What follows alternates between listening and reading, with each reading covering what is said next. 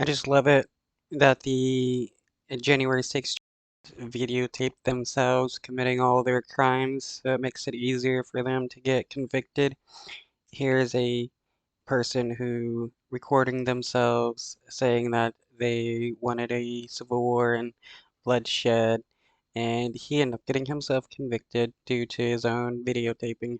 There are many trials of people who stormed the Capitol on January 6th, people who are not politically famous, as part of the grinding wheels of justice. And sometimes some of these trials, which do take time, bring out new evidence and videos, even beyond all the journalists who were there and the January 6th committee. So tonight we have brand new video, new to the world, from inside the Capitol during one of the tensest moments of the Jan 6 attack as it unfolded before the rioters and seditionists, now convicted some of them, were able to actually take control. Let's put this up. This is new video. What, like over 300 people so far have been convicted for January 6th? And what you're seeing here is from this key moment from before they took control of the House floor. So the House chambers barricaded. This cell phone footage is actually from one of the people who stormed the Capitol. This is the video evidence used to now convict people. They told on themselves. These people thought that they were going to be able to overthrow the government, stop the election, make Trump dictator, and use videos that they've taken to make themselves look like heroes. Were, I guess, so arrogant or just so out of it that they thought making this video was a good idea. But the perspective you see here is quite chilling. This is the Jan 6 attacker looking through broken glass. Capitol security have their guns drawn. They're still trying to hold off however many people were on the other side, which the police, of course. If you're going on a peaceful tour, why would you need to break out a window of a building? Of course, didn't exactly know at that point. They didn't know that the floor was eventually going to be ransacked. Now, you have two Republican representatives who are actually on the other side of this door. And this video evidence, new to the world, which was used in the trial to convict this person, now is what we're going to show you as news tonight. The rioters shouting threats. We're real American citizens who are sick of this, and we're making it known that we're sick of it. We can only kill so many of us. There's going to be a bigger civil war and a lot of bloodshed. There's going to be a bigger civil war and a lot of bloodshed. That is what this dude is saying to the politicians and the cops there, that the right-wingers for Trump is going to create a civil war and kill a bunch of people. I drove 14 hours to get here and stood in the cold for 3.5 hours to find out that Mike Pence is a traitor, man. No. And I voted for that dude. I bet he was in support when they started chanting, "Hang Mike Pence." Could have done the right thing and certified those legislators, electors, and we wouldn't be standing here with a 9mm pointed at me right now. Yeah, because they think Mike Pence could have certified a bunch of fake electors to get Trump to be president when he doesn't have that power. And then, because he wouldn't do that, they wanted to hang him. We gotta hang a bunch of crooked congressmen. We'll do that. If we gotta hang a bunch of crooked congressmen, we'll do that. And it's nothing but threats from these people. And they want to claim it was just nothing but a peace tour. That's, of course, those individuals yelling. This footage came out as mentioned in the case. Now, this is the lengths the rioters would go. You remember all of the imagery. You remember the noose. You remember the gallows. You remember, of course, the terrible attacks, the marching through the halls of Congress. But video like this, the reason why it was important in the trial, is it helps show how this actually went down, how these people were still shouting these threats in the face of guns. And it also shows what they were actually there to do, not to have a peaceful tour, but to try to take over the government and have Donald Trump as their dictator or king. Serious it was. The gallows was not some sort of symbol. And then there's the moment where a congressperson, Troy Nehls, a Republican, speaks back to those attackers. I've been in law enforcement in Texas for 30 years. Talk a little louder. That's because you've never seen corruption like we have seen this last month.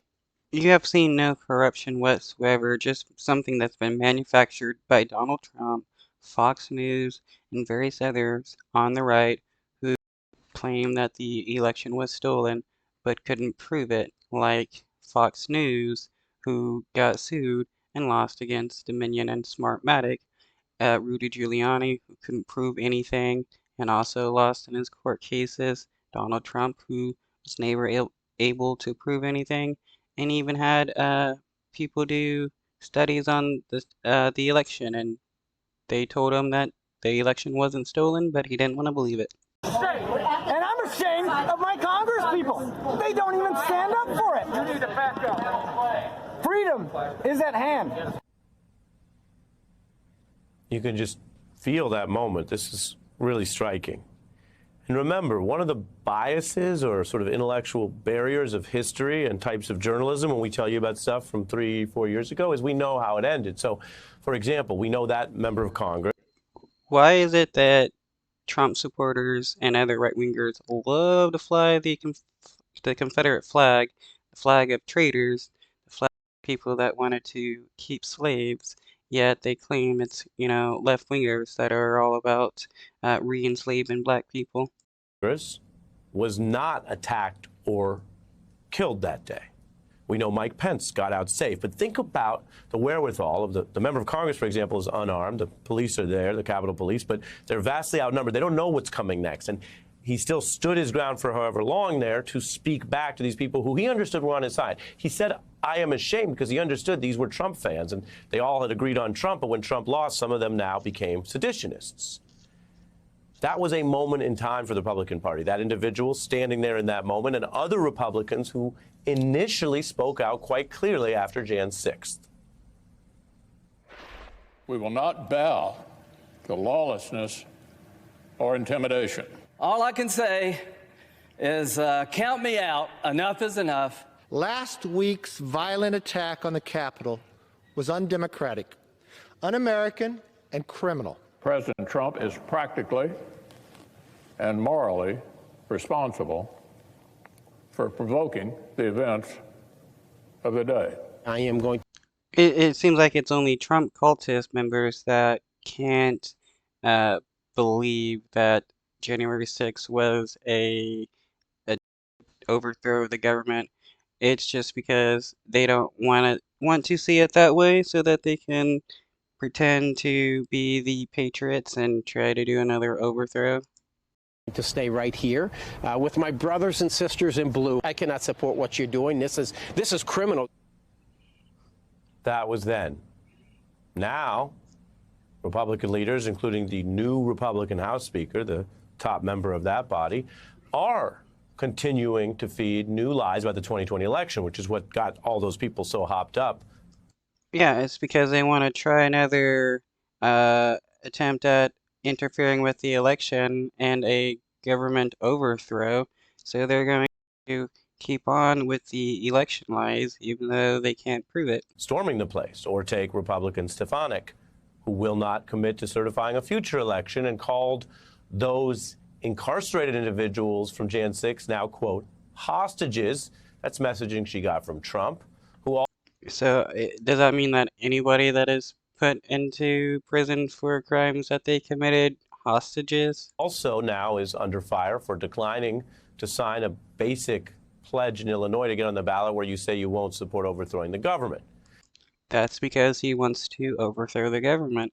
And then there's this cover out today from the New Yorker magazine. This is political art and commentary. It is in its own way controversial when you make historical comparisons. And I mean, it's not like the Trump base doesn't advocate for Trump to become king or dictator. That's what they've been advocating for a while now, because that's what they've always wanted, was for a dictatorship or some kind of monarchy so that they can do what they really want to do and oppress everybody else. there it is. Judge for yourself.